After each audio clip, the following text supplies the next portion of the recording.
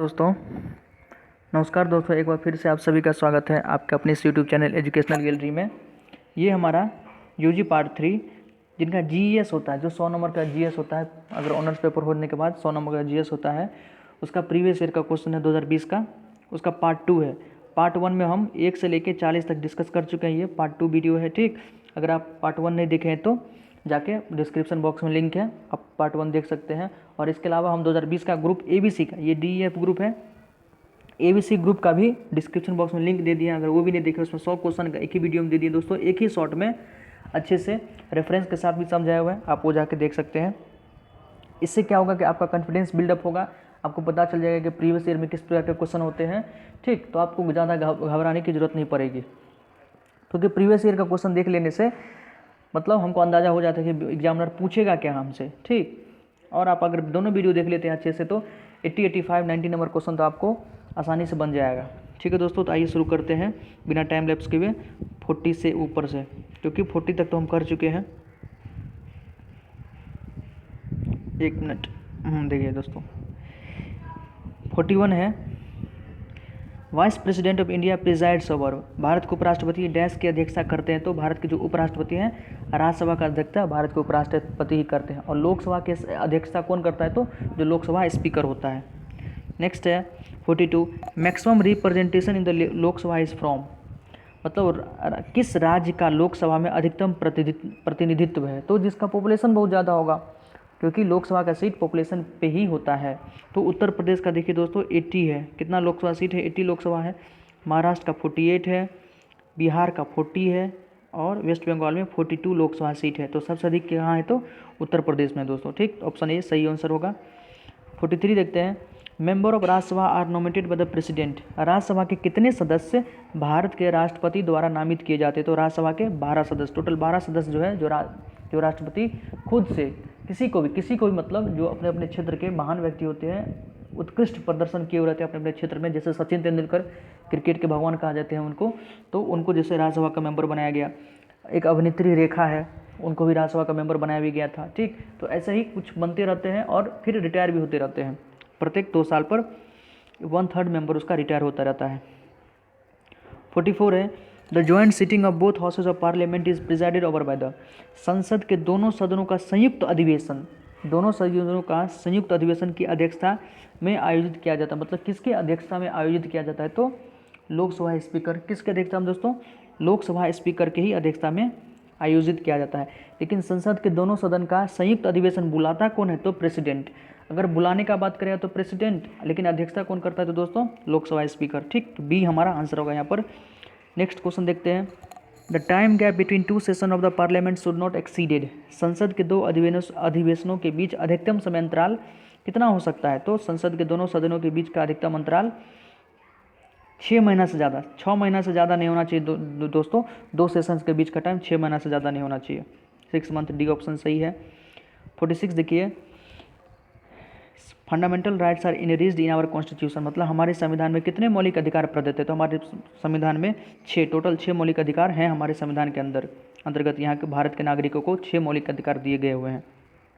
47, according to supreme court verdict right to property is, उच्चतम न्यायालय के फैसले के अनुसार संपत्ति का अधिकार एक है।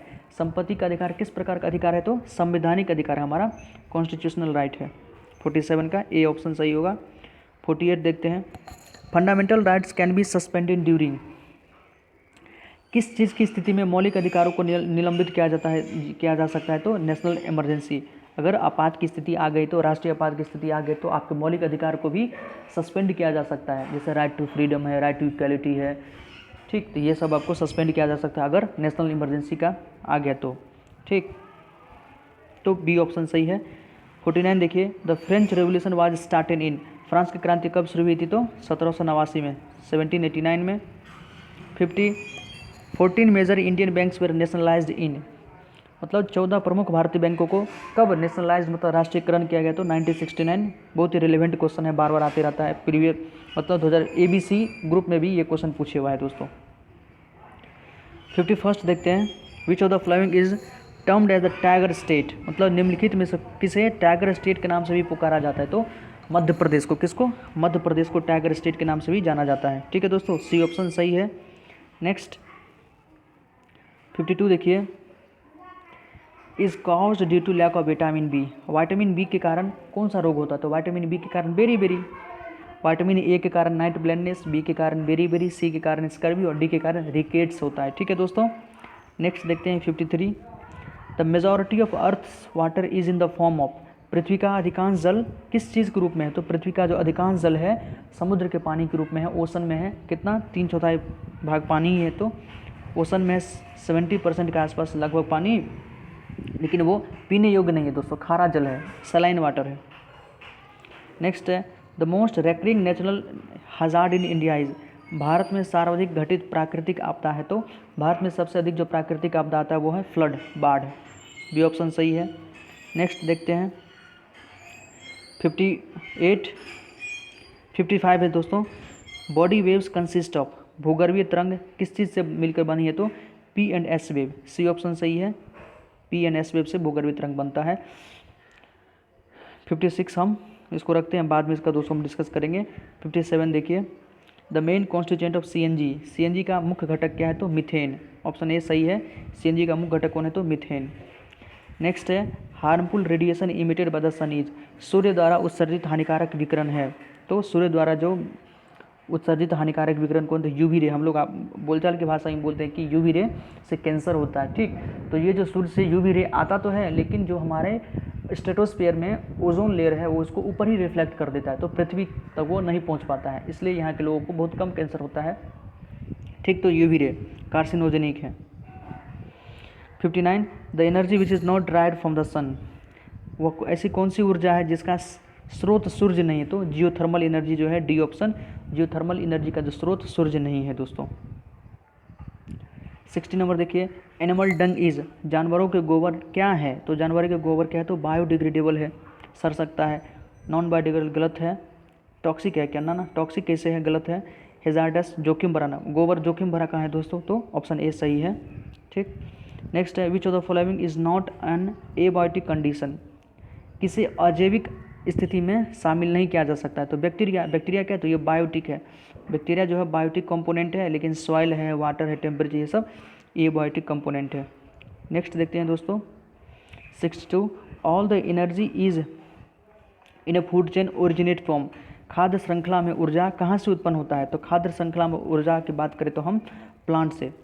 पूरी फूड चेन में भोजन जो उत्पन्न होता है प्लांट से ही उत्पन्न होता है। हम लोग फूड चेन पढ़े हुए हैं। सबसे पहले वहाँ पर कौन आता है?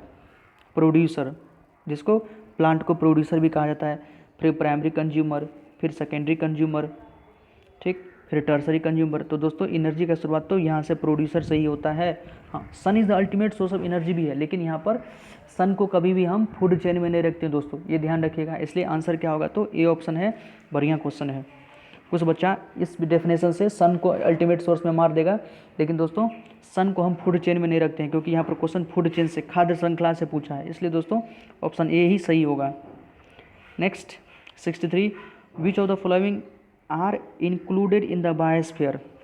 जैव मंडल में किसे, जीव मंडल में किसे शामिल किया गया? तो जीव मंडल में सब, hydrosphere, lithosphere, atmosphere, all of the these, जीव मंडल में सभी को शामिल किया गया है। 64, the transitional area between two ecosystem is termed as. दो इकोसिस्टम के बीच के, दो पारिस्थितिक तंत्रों के बीच के समकालीन क्षेत्र को इकोटोन कहते हैं। सी ऑप्शन सही है दोस्तों। 65, total organic matter in an ecosystem is called. पारिस्थितिक तंत्र में संपूर्ण जैव पदार्थ को बायोमास कहा जाता है। इस बच्चा ने ए लगाया हुआ बच्चों। दोस्तों एक बात हम बोलना हम हो सकता है भूल गए हों, लेकिन जो हम टिक लगा रहे हैं वही सही है। एकदम आंख मूंद के आप भरोसा कर सकते हैं, जो हम टिक लगा रहे हैं वही सही है, ये नहीं कि जो इसमें से पहले से लगा हुआ वो सही है। ये जिस भी बच्चा का क्वेश्चन है उन्होंने बहुत क्वेश्चन का जवाब उन्होंने गलत दिया है। हो सकता है जानकारी नहीं हो, बहुत सारी बातें हो सकती है, लेकिन दोस्तों जो हम टिक लगा रहे हैं आप कहीं से आप चेक भी कर सकते हैं। मेरा टिक लगाया हुआ सारा आंसर सही है, तो हमारे टिक वाले पे भरोसा कीजिएगा दोस्तों। तो इसका आंसर डी है। 66, in dash layer of the atmosphere ozone gas is present. देखिए इसमें तो ये टिक भी नहीं लगाया हुआ है। वातावरण की कौन सी परतों में ओजोन गैस मौजूद है? तो स्ट्रेटोस्फीयर, समताप मंडल में ओजोन गैस प्रेजेंट है। सी ऑप्शन सही है। 67 देखते हैं, इज रिस्पॉन्सिबल फॉर मिनीमाटा डिजीज। मिनीमाटा रोग के लिए कौन जिम्मेदार है? तो मिनीमाटा रोग के लिए मरकरी जिम्मेदार है। 67 का 1। 68 इंटेक ऑफ लीड में primary cause damage of the शीशा का सेवन, शीशा का सेवन मुख्य रूप से डैश को नुकसान पहुंचाता है। शीशा एक एलिमेंट है दोस्तों जिसको लेड भी कहते हैं, पीबी प्लम्बम पूरा नाम है, ठीक, पीबी। तो शीशा के सेवन से मुख्य रूप से ब्रेन को, नर्वस सिस्टम को इफेक्ट करता है। इफेक्ट तो किडनी को भी करता है, लंग्स को भी करता है, लेकिन मुख्य रूप से अगर पूछे तो प्राइमरली तो नर्वस सिस्टम। ऑप्शन ए सही होगा दोस्तों। 69 industry generating hazardous waste are called, हानिकारक अपशिष्ट उत्पन्न करने वाले उद्योगों को रेड किस में रखते हैं, रेड में। Malaria is caused by, malaria किसके कारण होता है, तो मलेरिया दोस्तों पैरासिटिक इन्फेक्शन, मलेरिया होता है मच्छर के काटने से, ठीक। मच्छर के अंदर क्या होता है, एक प्रोटोजोआ होता है जिसका नाम है प्लाज्मोडियम, क्या नाम है, प्लाज्मोडियम। ये मलेरिया मच्छर के, मॉस्किटो के, फीमेल मॉस्किटो के अंदर रहता है, ठीक, प्रोटोजोआ है। तो मॉस्किटो क्या है, तो मॉस्किटो एक पैरासाइट है। पैरासाइट मतलब क्या, ऐसा लिविंग ऑर्गेनिज्म जो किसी दूसरे लिविंग ऑर्गेनिज्म से अपना फूड गेन करता है, उसको पैरासाइट कहते हैं। एक शब्द आता है सेप्रोफाइट, सेप्रोफाइट किसको कहते हैं दोस्तों, ऐसा लिविंग ऑर्गेनिज्म जो dead and decaying organic matter से, सड़े गले पदार्थ से अपना भोजन गेन करता है, तो उसको कहते हैं सेप्रोफाइट, ठीक है दोस्तों। सेप्रोफाइट का एग्जांपल जैसे गोबर छत्ता देखे होंगे, वो या तो गोबर पर उग जाएगा या लकड़ी जो सड़ा हुआ लकड़ी होता है उस पर उग जाता है। तो सड़े गले पदार्थ से जो अपना भोजन लेता है उसको सेप्रोफाइट कहते हैं, और जो किसी लिविंग ऑर्गेनिज्म से अपना भोजन लेता है उसको क्या कहते हैं, पैरासाइट कहते हैं, ठीक। तो मलेरिया पैरासिटिक इन्फेक्शन से होता है। नेक्स्ट देखते हैं 71 sulphur dioxide is mainly release from, sulphur dioxide मुख्य रूप से कहाँ से निकलता है तो दोस्तों फैक्ट्रीज से। 72 देखिए high concentration of oxide of nitrogen can cause, nitrogen की उच्च कंसंट्रेशन क्या कर सकता है, तो रेस्पिरेटरी इरिटेशन, सी ऑप्शन सही है, रेस्पिरेटरी श्वसन की समस्या। 73 एक्सेसिव एक्सपोजर टू पेस्टिसाइड में कॉज, कीटनाशकों के अत्यधिक अनावृत्ति के कारण क्या हो सकता है, तो कैंसर हो सकता है दोस्तों। अधिकतर हम अगर पेस्टिसाइड यूज़ करें तो कैंसर और न्यूरोलॉजिकल प्रॉब्लम हो सकता है।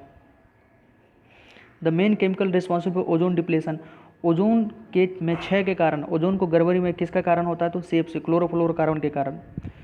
तो दोस्तों इस वीडियो में हम 74 तक रखते हैं, इसके आगे हम थर्ड पार्ट बनाएंगे जिसमें हम 74 से लेकर 75 से लेके 100 तक कर देंगे, ठीक है दोस्तों।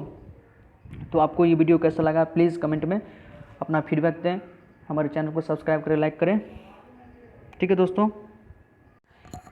एक छोटा सा इन्फॉर्मेशन दोस्तों, किसी व्यूअर को 786 का कोई भी नोट चाहिए, 10 का हो, 20 का हो, 50 का हो, 100 का हो, 500 का हो, तो आप डायरेक्ट हमारे व्हाट्सअप नंबर पर हमें मैसेज कर सकते हैं। व्हाट्सअप नंबर हम अपने डिस्क्रिप्शन बॉक्स में लिख देंगे, आप डायरेक्ट वहाँ से हमको मैसेज कर सकते हैं, वहाँ हम बात करेंगे, ठीक है दोस्तों। क्योंकि 786 का नोट समृद्धि का प्रतीक माना जाता है, चाहे वो हिंदू हो या मुसलमान हो। हिंदू हम लोग तो कम मानते हैं, लेकिन जो मुस्लिम भाई है हमारे उसको अच्छे से मतलब ये रखते हैं, ठीक। तो 786 का नोट किसी भी चाहिए तो आप हमें डायरेक्ट हमारे डिस्क्रिप्शन बॉक्स में व्हाट्सअप का नंबर दिया हुआ, आप हमें वहाँ से हमें मैसेज कर सकते हैं। और इसका प्रीवियस वीडियो हम दोस्तों डाल चुके हैं, उसका भी लिंक डिस्क्रिप्शन बॉक्स में ज़रूर देखिएगा। हमारे चैनल को सब्सक्राइब कीजिए, लाइक कीजिए, धन्यवाद दोस्तों।